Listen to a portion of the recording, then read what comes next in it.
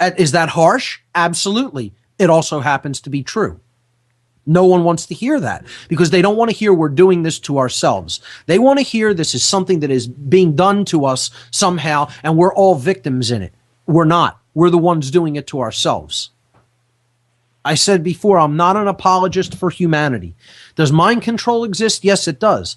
Ultimately, is that an excuse for what we continue to choose? No, it is not. It is not an excuse. It is a manipulative effort. It is an influence upon the conscious and subconscious mind, but that doesn't mean that that's what we must continue to choose. You know, you could call it mind influence more than mind control. Direct mind control is something very hard to put somebody under. That exists too. Hardcore, hardwired mind control, like trauma-based mind control. But when we're talking about manipulation techniques, methodologies of manipulation, we're not talking about hardwired mind control. We're talking about mind influencing, mind manipulation.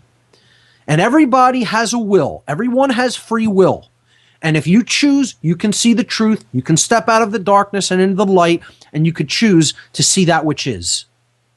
But the problem is people are comfortable where they're at as a whole, as a society. And they're just choosing to remain ignorant because it's comfortable in that place of ignorance. It's very comfortable there. It doesn't involve work where we're at right now to stay ignorant. Okay, that just is the default condition right now, and you could just do nothing if you want to stay that way. Learning the truth requires effort. You have to read. You have to study. You have to give up things, make sacrifices, meaning give up the things you are currently attached to. Do different actions than what you're doing now. Let go of other actions that you're doing now that are harmful or are condoning harm. People don't want to do that. They want to have their cake and eat it too. I want to continue to do this action, and yet I want a different result. Well, guess what? It doesn't work that way. Sorry, but that's not how the universe you're currently living in operates. Hate to break the bad news to you. You know, it's like saying I want to pour scalding hot water on my hands and I don't want them to be burned. Well, good luck. Enjoy. Enjoy what you get. And that's what we're saying collectively as a species. That's how retarded we are. We are retarded, meaning we have been slowed down. Our progress in consciousness has been retarded, means slowed, blocked, held back, stopped, thwarted from forward progress. That's what retardation is. And that's what we are. We are currently a species of retarded people. We have been retarded, held back. Because we've been held back from truth. And who's ultimately holding us back? We are. Because we won't give up the attachments, the egoic attachments. We want to have our way. We want to say theft is okay. And it's not going to affect me. The continuance of theft and the condoning of theft isn't going to keep me in a cage. We want to believe that. We think that we can believe that, and therefore it becomes true.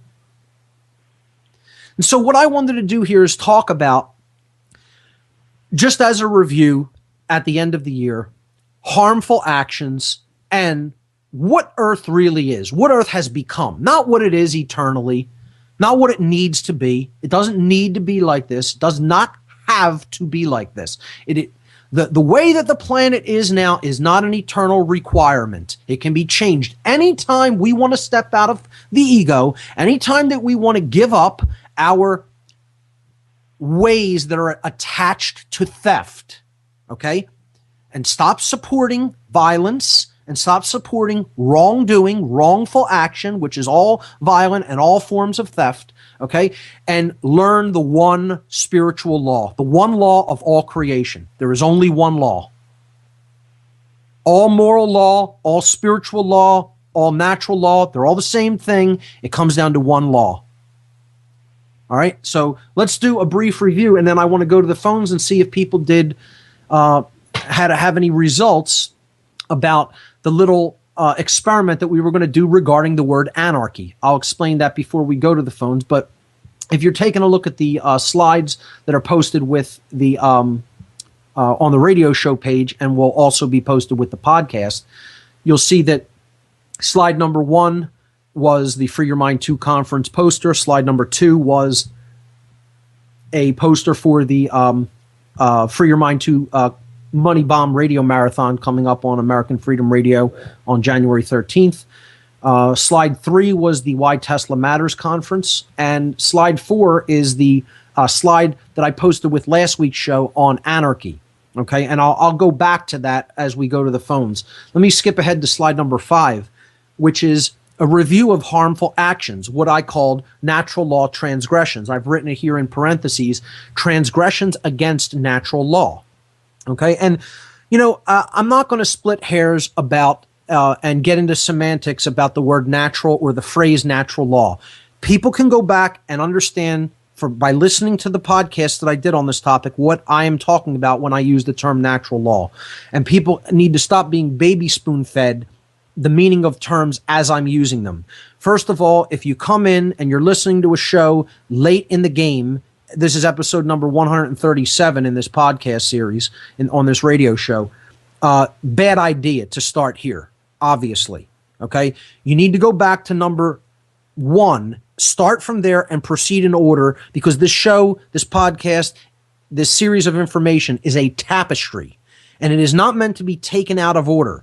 It is very specifically tailored in a linear progression to build information upon prerequisite information. That means you can't study chapter 8 until you've studied chapter 1. That chapter 1 is a prerequisite for chapter 8. Well, shows number 1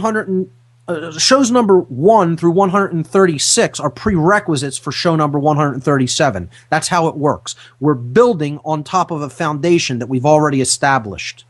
And that's why as we move forward, it's going to seem more and more confusing to people who won't listen from show number 1. Okay? So I want to emphasize that, and I want to continue to emphasize that this is a progression that is built for those who are largely trapped in the sick worldview, okay, of statism and authoritarianism, and it is meant for people who are largely in the left brain. That's why it is organized in a logical sequence, a linear progression, to take people who are of that bent through the information in a logical, stepwise progression. That's how people come out of the mind control. Okay? So with that having been said, this is a form of a review of stuff that we did on natural law. And again, I call it spiritual law. The word neter in Egyptian or Cometian, ancient Egyptian, okay, means spirit. That's what neter, the word natural, neteral, comes from the word spirit in Cometian. So we're talking about spiritual law. And again, the term natural law has just simply been used to mean that which everything is governed by, the natural world. It doesn't mean your erroneous notion of the natural order as defined by Darwin and other eugenicists. Okay? That's not what we're talking about. The natural order has nothing to do with natural law, the fake natural order that of, the most vicious rules the roost.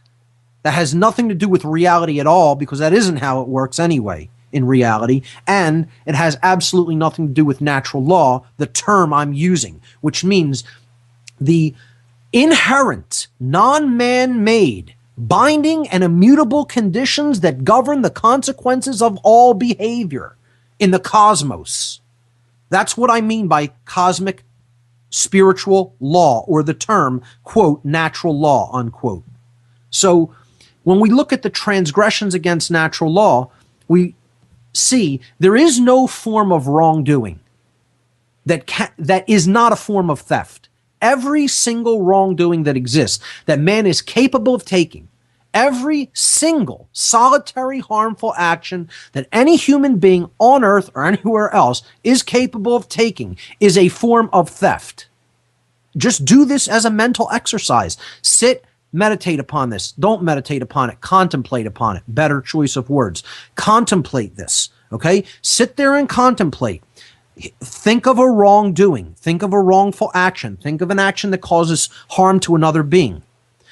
Every single solitary form of action that a human being is capable of taking that is harmful, that is a wrongdoing, that is a transgression against cosmic spiritual law is a form of theft. Every single one. You murder, that's taking someone's life. That life was not your property. It did not belong to you. Therefore, you stole it. That's a form of theft. You take a physical object from somebody that doesn't belong to you. Let's take a look at gun confiscation. That's not your gun. That's not your property.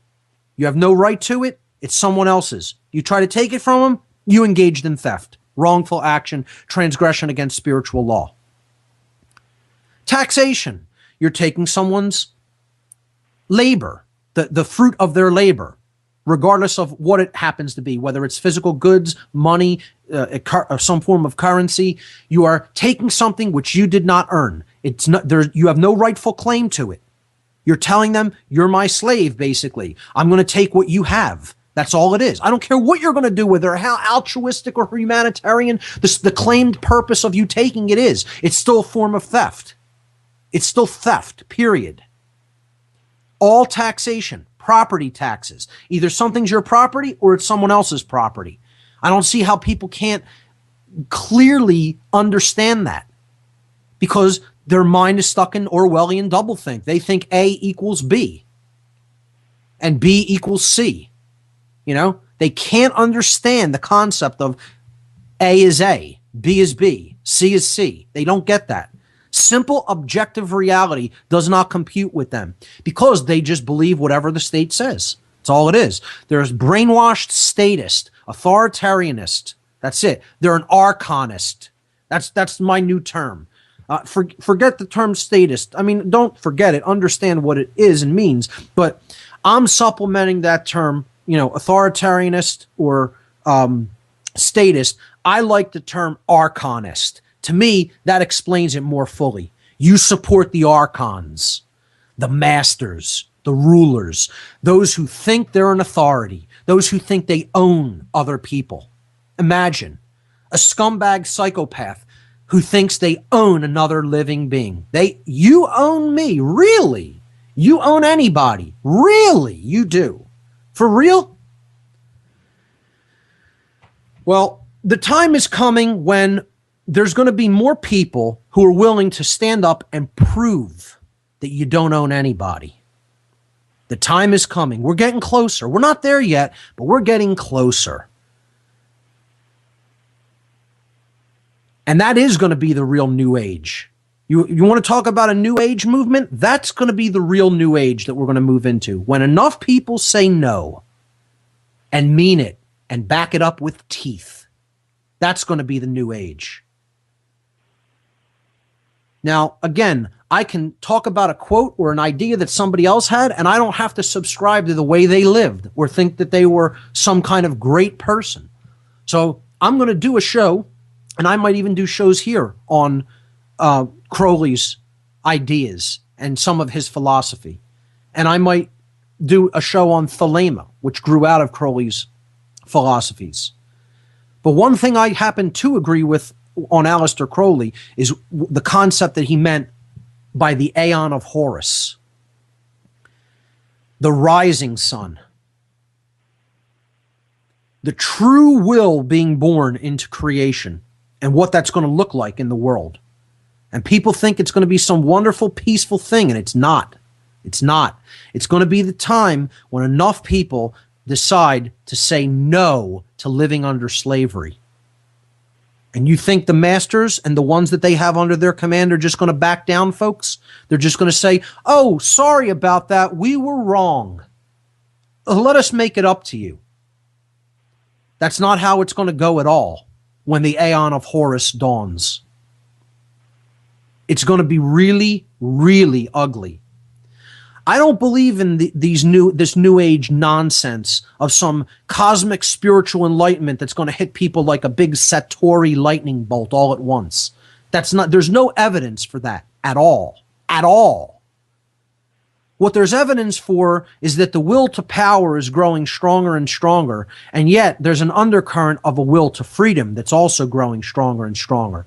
And that irresistible force and immovable object are going to collide at some future point.